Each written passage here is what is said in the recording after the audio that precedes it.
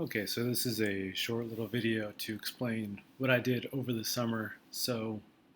I was assigned to a lab where they focused on cartilage and knee osteoarthritis, and the graduate student I was assigned to focuses on making mathematical models of the stresses and strains that might happen in different materials. So I really needed to brush up on my coding. I really needed to brush up on my math to understand what he was working on. But after the first week, and especially after sitting down and talking to him, I was able to kind of understand the math behind it. And with my limited coding background, I was able to make a few codes that you can see here. So um, when we are making a code, we want to understand if we pull on something, how does that affect the other three dimensions, and can we measure the stresses and the strains that are occurring. So that was what this program did. And then eventually what I was able to do was make an app.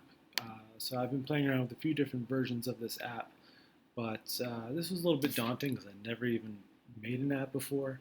But over time, I was able to add different components, start buttons, numbers that the user can alter, and the typical stress versus strain plot.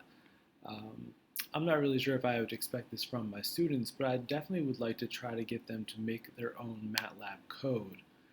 So maybe something simple like this, where all they're trying to do is figure out maybe the spring constant of a spring. So they might want to make a code where they know the initial length of the spring, the final length of the spring, and they can calculate the stretch.